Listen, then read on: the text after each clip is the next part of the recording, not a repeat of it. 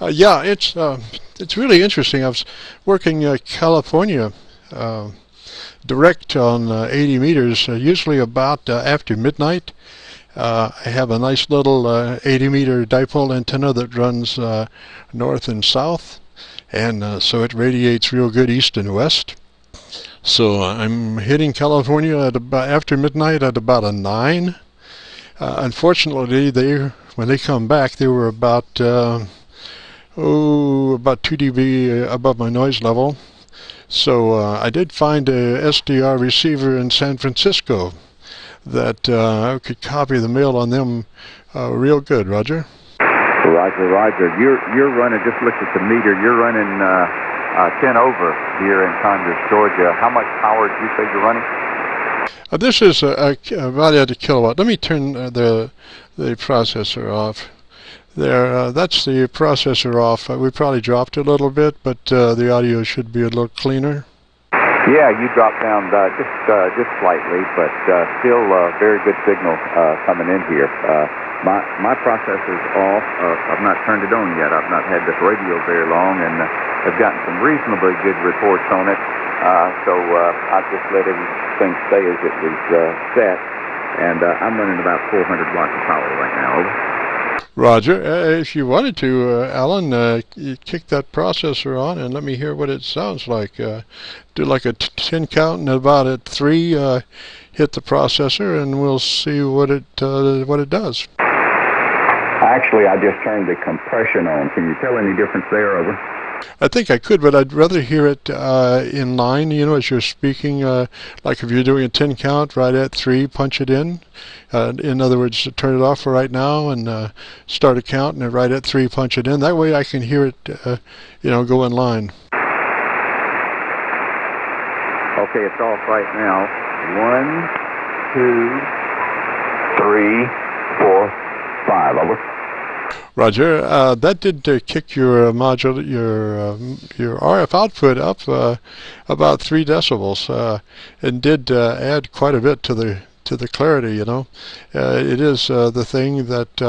Let me hear a little bit more of it. Okay, I'm at compression 5 right now. Let me cut it back to around a 4, and now I am at 4. I'll do that with a count again. I'm going back to 5. 1, 2, 3, 4, 5. Could you tell any difference there, over? I'm dealing with 2 sets of numbers here, but I think on 3 you went to 5. We should get some letters in there somewhere. No, I copied what it was. I think the 4 is a little is not quite as. What am I going to say? It's not quite as active as a 5, but I think a 4 does pretty good. You might want to run that for a minute. Let me hear that. Yeah, I'm on 4 now. Just interested to know if there's a, I guess the word I'm looking for is still a mellow tone to the audio with the compression on. What I would, well, yes, it is nice, and the conditions today are not as good as they possibly could be, so it does advantageous. There's a point like 5 is not quite as transparent as 4. Transparent, that's an interesting word, that you can run something and not be quite so obvious about it. It's not as aggressively working on the audio as a 5. Roger? Roger. So you are now at a 4? I'm at a 4 right now. Okay, I never say this, but how close are you to the mic? Well, I'm sitting, I'm on a boom here, and as I'm turning my head to look around here, I'm probably about 4 or 5 inches from the mic. Absolutely, that is the way I run it. I've got a boom and a nice little foam windscreen, and I'm usually in contact with the microphone, but I have EQ to counteract the proximity effect. What happens usually is when you start working a mic close, you have bass buildup, and so I have taken steps to eliminate the bass buildup, and the windscreen keeps all of the mouth transitory stuff, pops and all kinds of mouth noises, eliminates those. So, usually a guy's Radio Shack is less than studio quality sound-wise. I mean, it's just a fact of life. Some folks, studios, happen to be maybe in a corner in their living room, so they have to contend with a lot of extemporaneous sounds in that room other than what they're speaking, like dogs, cats, wives, chickens. It just depends on their sophistication. So tight miking, I think, is a lot better for the radio operator, since his signal to the mic is usually pretty dominant as opposed to anything in the background, and otherwise, if he's working a foot away from the microphone, he is constantly fighting any other noises that might be in the room. Roger? Roger. I think that's particularly true with the type mic I have. I have the Heil ICM mic. It's the mic that's made specifically for the ICOM radio. The electric microphone is a condenser mic, and I think they are known for picking up a lot of extraneous noises. By the way, you could have heard any of those that you referred to. I'm on a little ranch here in Georgia, and I've got all sorts of animals and dogs and cats and horses and cows all around, so you could have heard any of those sounds. Fortunately, my shack is up in my office, and with the door closed, it's pretty quiet in here. I don't have my windscreen on here. I'm just interested to know if you're picking up any of those pops and wind noises that I could be having occur without that windscreen on. Over. Roger. Yeah, windscreen, when you do tight mic, the windscreen is just almost mandatory because, it's just, particularly with condenser mics or electret mics, because they are so highly articulated. I think condenser microphones really do shape the top end of the intelligibility of the spoken word tremendously over a dynamic microphone. Condenser microphone just is so much more articulated as far as capturing the definition of the words. And then, if there is the problem with frequency response, because usually condensers have a much wider frequency response than dynamic microphone elements, then you can, do what you want or what you need to do to reshape it EQ-wise, but at least the condenser microphone is giving you everything there is, and then you can discard it through equalization if you so desire. Roger? Roger. Are you hearing some wind noise or popping sounds as I'm speaking without the windscreen? I tell you, I have, you are about 5 dB over my noise level. What I'm doing, I'm looking at your signal and my modulation signal, all audio, on a VU meter. And when you're talking, I'm looking at the output of my receiver on the VU meter, and when I'm talking, I'm looking at my mic on the VU meter. And so I just check there, and when so I've got you set at your peak set at 0, and so when you're not talking, the noise level is a -5. So that means that you are 5 dB over my noise level. And I can't probably hear you absolutely pristine as I would like to, but I don't hear any large transitory stuff, garbage coming from your mic. If you have your windscreen handy, I would use it always. Roger. Hold, stand by for just a moment. I'll flip it on there and see if it makes a difference. Roger. This is Kilo Charlie 9, Victor Kilo Victor.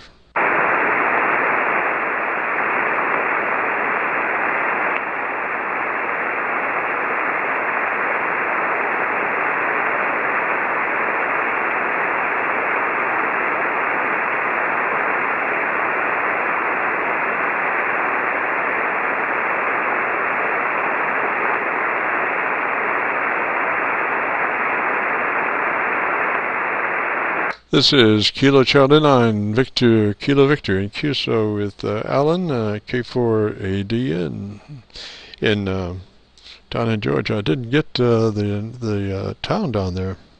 Got to get that. I am back. This is Kilo 4 Alpha Delta November, and Jim, I've put that windscreen on here now. Can you tell a difference?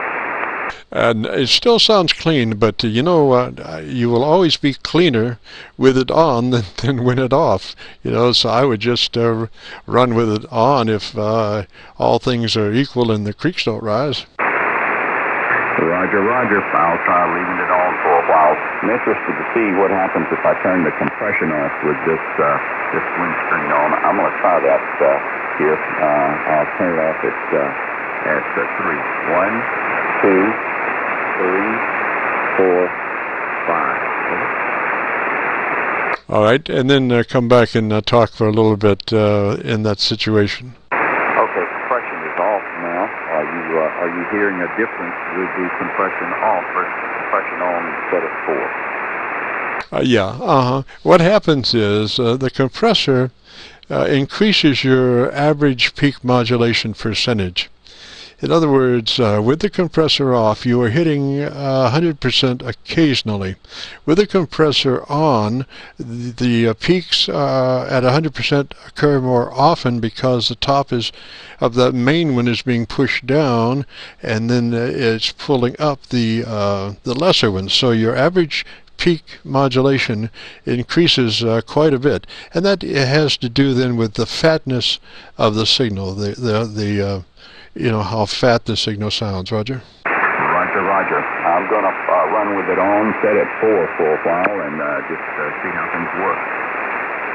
I think that would be closer to maximizing that radio's capability than without it. I would run with it, you know, and obviously it's a kind of a thing where if you're, you know, somebody's giving you a 20 over or 30 over, you know, you might not need it, but you know, right like today, I think that really increases the sound of your station, the ability to comprehend what you're saying. And after all, that's what radio communication is all about. If you can't, I mean, you either, you know, there could be various reasons, like maybe somebody speaking in a foreign language.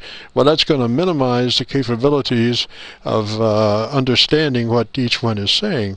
But past that, and we're both speaking the same language, then it becomes a technical thing about how do you get your voice to make sense at a distant point, and it has to get through a bunch of noise.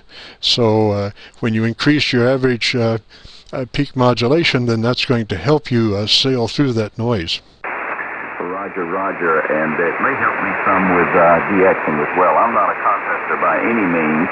I just enjoy chasing DX sometimes, and that may help in some of those pileups get through. Over. Roger, Roger. Well, I'm not sure about getting through the pileups because a lot of those guys are running kilowatts, you know, and I don't care how good your modulation is, 100 watts against a kilowatt is not going to be successful usually for the 100 watt, depending obviously on location. But I would, and if I had my druthers, I'd be on the side of a kilowatt versus 100 watts. But you know, all things being equal, if there are other 100 watters in there and you're running 100% with compression hitting many more 100% peak modulation capabilities, then you're going to be heard over the other guy, Roger. Roger, Roger. And I'm running about 400 watts right now. Usually on DX, I'm on 20 meters, and I've got a 4-element Yagi up for that. And I'm usually running more like 500 watts. But still, I can't compete with those kilowatt stations. Over. Well, you know, I'll tell you what, frankly, I would take 500 watts with a very well modulated station with some compression, so they have good average peak modulation, over the kilowatt without compression. Because, you know, sideband is determined by the audio. I mean, as far as RF output directly, unlike AM, which you're fixed with a kilowatt, and that are 400 watts or whatever it is, and that's what it is. Well, what I'm saying is that with sideband, you know, the more audio that you're hitting there and staying clean, not distorting, then your RF level is going to reciprocate up to the maximum capability of the rated powered output of the radio. Roger. I'm wondering what radio you're using, what microphone you're using. Obviously, you're doing a really nice job with your audio. What radio and microphone are you using? Over. This is an older Yaesu 990. It's probably about 40-something years old. Yaesu 990. We have the lineup is a homebrew condenser microphone feeding an ART preamp, feeding a third octave equalizer, and then it comes up to the tabletop with a remote control that has a 6-position rotary switch to select the radio that the mic is going to run. We call it the house mic. So, you know, it has to know where to go, so this 6-position rotary switch determines the radio. And then it's got a toggle on, toggle off talk button. And then it, you know, it goes to the Yaesu 990 and then into the SB220 and then up to an inverted V-dipole. Roger? Roger. It's doing a really fine job for you. You've got some of the best audio I've heard in some time. Over. Roger. Well, appreciate that.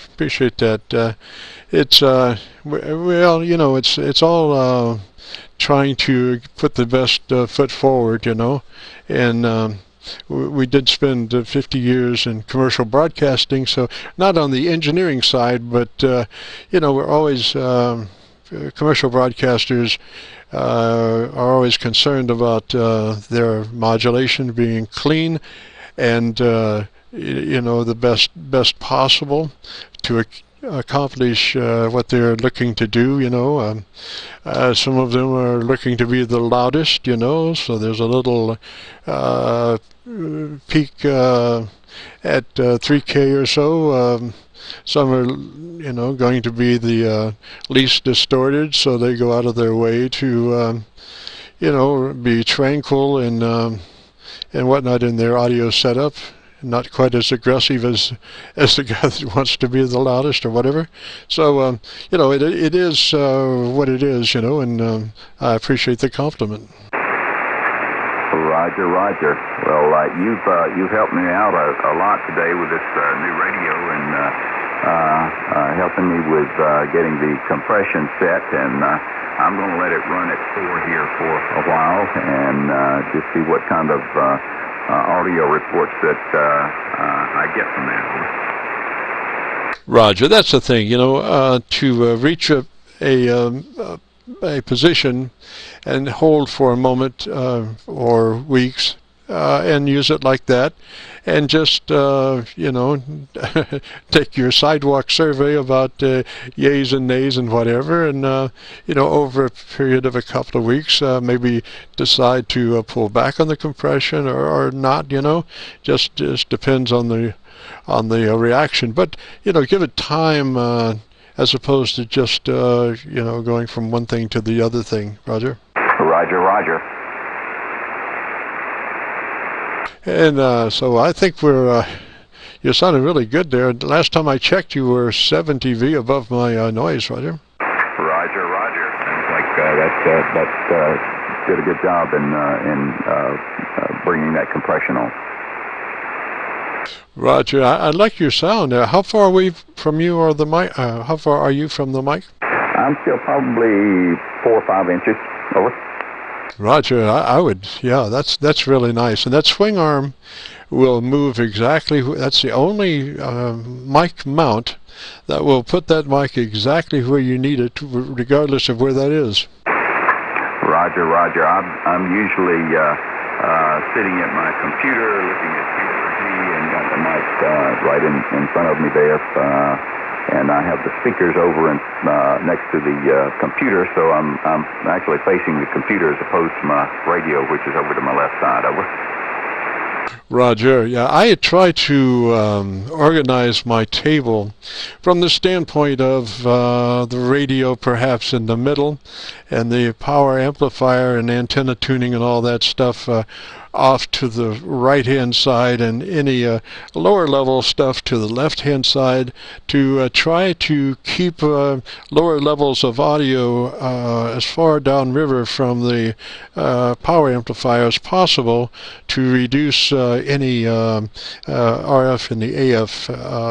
And this, you know, when you're running a kilowatt or so, 3 or 4 feet from a mic preamp, it's a real challenge, you know, not for the guy that has everything built into his radio, because that is what it is, you know, and you plug a mic in there and there you go. But in my situation, where I've got a bunch of stuff tied to the audio in and a bunch of stuff tied to the audio out, you know, you have to do what you need to do to keep that RF out of the AF. I have 3 separate grounds. One ground is specifically for the power amplifier section, and so I have a spider ground system just for the one ground system just for the power amplifier, and then I have 2 other grounds. One spider system with 2 grounds for the rest of the radio system, and that includes the mic preamp and all that stuff. You know, it just didn't make much sense to me to take a mic preamp and tie it to the same ground system as your power amplifier. You know, you have a lot of RF circulating even in the ground system trying to get to ground, and here you have a minus 50 audio situation, so you don't want to take your mic preamp and ground it to the same ground as your power amp. So by splitting them up, it solves a lot of problems. And when it comes to the spider system, you know, some people use that long copper piece down the back of their thing, and they tie everything to that long piece of copper. Well, at higher frequencies, that piece of copper run actually becomes like portions of wavelengths, so the ground system is compromised there. And so when it comes to a spider ground system, what I do is I use a big, what's called a split bolt.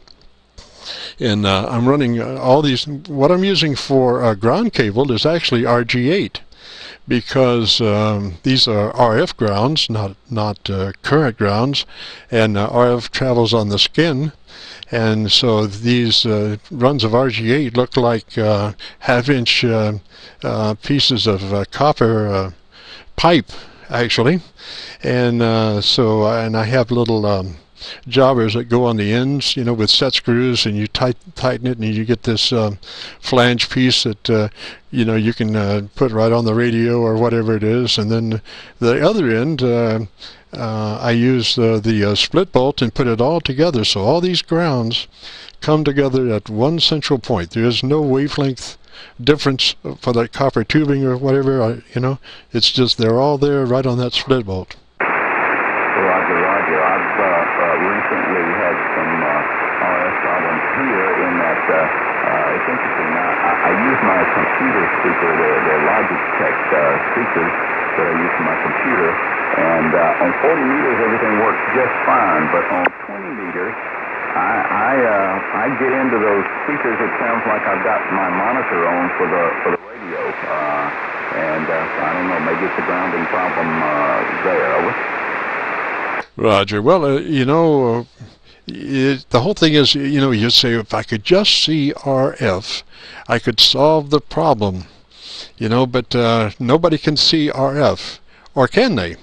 You know, a nice little cheap field strength meter with a little stubby antenna can be some great eyes as far as finding RF and RF levels, you know, and it'll show you exactly what's what. So with that field strength meter, you can see what you need to do and how to get and when you do get the RF out of whatever it is, you can see it on the meter because the field strength meter will no longer be reading that which it was before. Roger? Roger, Roger. I have resorted right now when I'm on 10 meters just using my headset as opposed to using the speaker.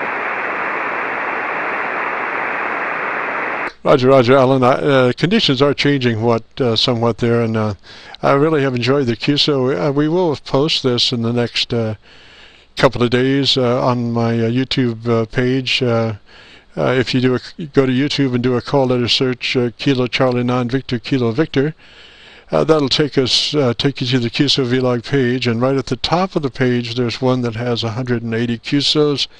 And if you open that one up, this QSO should be right towards the top, just under Art Bell. Roger?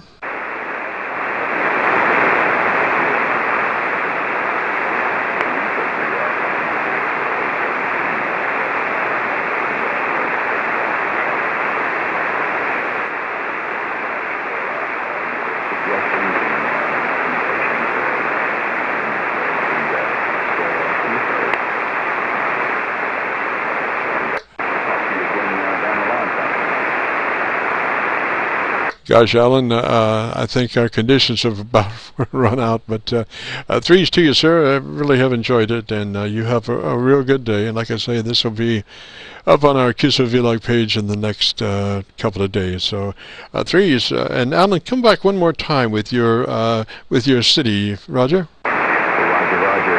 The city is Conyers, Georgia.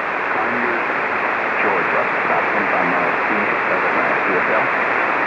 Roger, Roger. Got that. Thank you, sir, very much, and you have a real good day. And threes down that way, Roger. Thank you so much, Jim. 73. This is KC9VKV, K4ADN. 73. Roger, Roger. This is Kilo Charlie 9 Victor Kilo Victor.